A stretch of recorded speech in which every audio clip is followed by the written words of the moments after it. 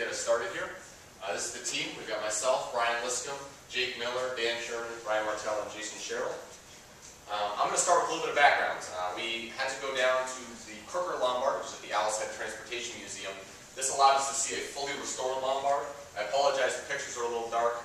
Not a great contrast in here, but a couple of things we accomplished. We had to get measurements done. This is a machine that was actually made, our particular model was made 10 years before my great-grandfather was born. Excuse me. So that it presents a pretty significant problem in trying to restore one where we don't have all the parts together. You get to see all of kind of the complicated things that go into the differential and several of the engine pieces. We got to see the boiler, which is something that our team, due to time constraints, has no chance of being able to touch. Future great groups will be able to do that. It also gave us an opportunity. This is Ed Barry photo right here. We got a lot of assistance from people who have spent longer than I've been alive working to putting this thing back together. And in conclusion there at the Owl's Head trip, we just got a really good feel for the challenges that we'd be facing in actually trying to restore this thing to a running condition for Leonard's Mill. And as a bonus, we did get to see an old Cadillac turn on, so that's pretty cool. Okay, as Drake mentioned, this is a blown up view of the engines. You can see what a fully assembled Lombard would look like. This is off the Crooker Lombard. Ours is currently in a state of, well, not like that. We have, from the parts we've tracked down, we've actually found quite a bit of parts this year. We put together what we can with the time we have. And these are some of the specs for our Lombard. As you can see, it's 2 cylinders on each side of the Lombard. Each cylinder has a 9-inch bore and 10-inch stroke, about 90 horsepower, given the PSI rating for steam. One thing to note is the Lombard that we will be restoring right now is not going to be using steam for now. It will be at some point. We're going to get it running off of compressed air to test it and whatnot, and then get the boiler inspected and run off steam at some point. And like I previously said, the Lombard, the pieces that we got weren't exactly assembled.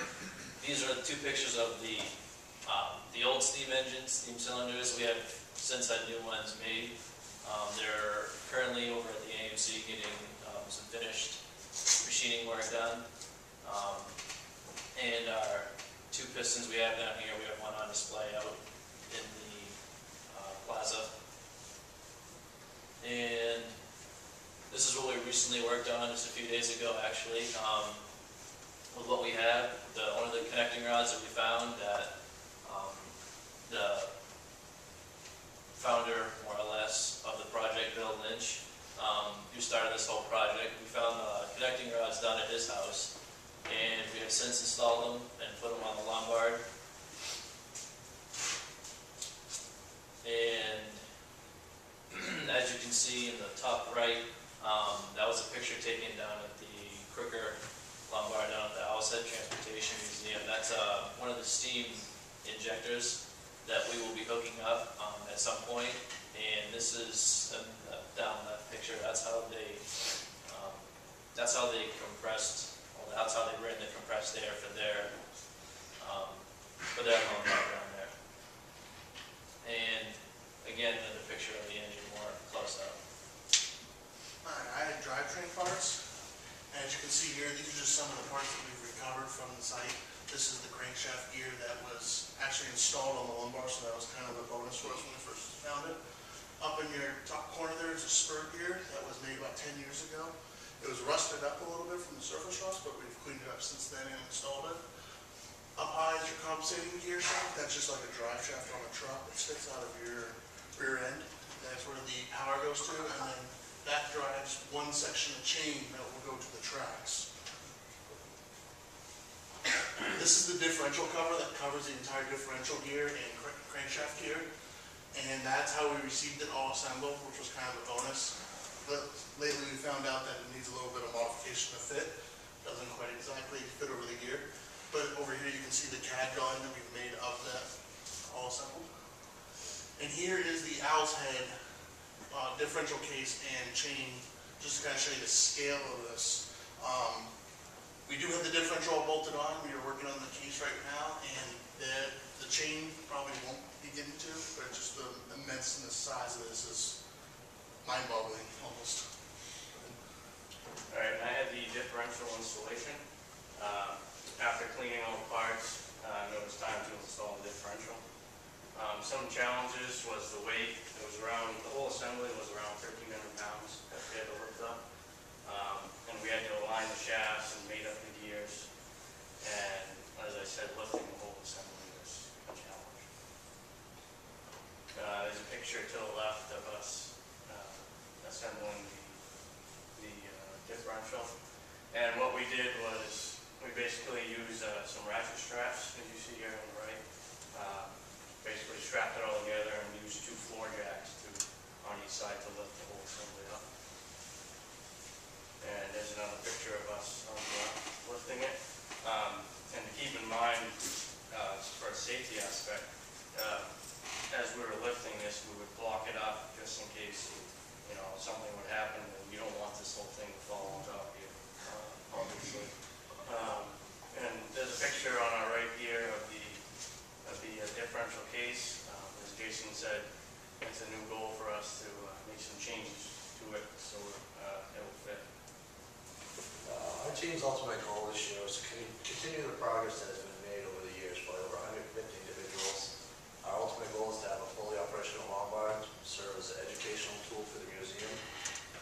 And due to the parts sitting for a period of 10 years, like I mentioned before, they're rusted. So we had to clean anything before we put it on the Lombard.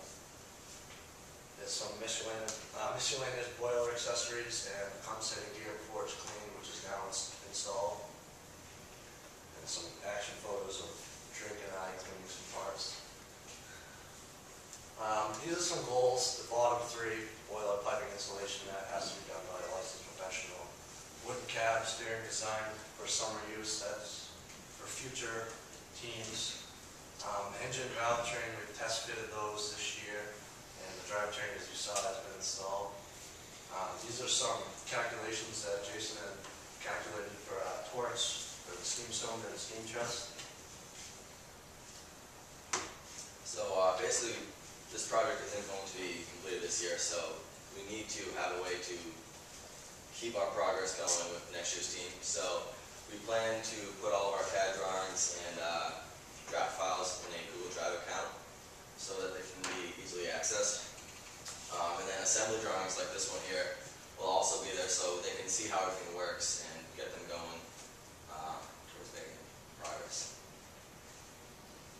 There's another assembly of the engine.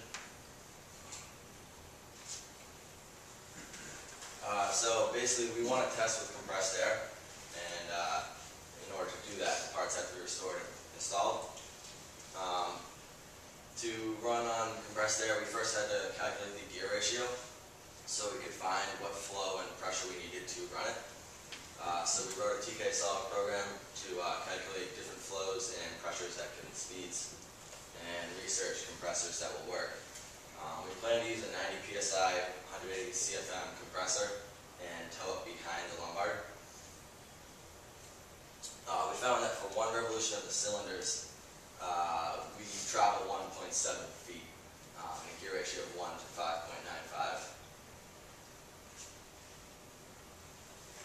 All right, and just to finish up real quick, some thank yous. Linda over at Leonard's Mills was a huge help along at burying under the gentleman that we worked with who put a lot of time into this. We would also like to thank our professors and the MBT departments for being supportive of this project. And the Owl's Head Transportation Museum. We didn't see that Crooker Lombard.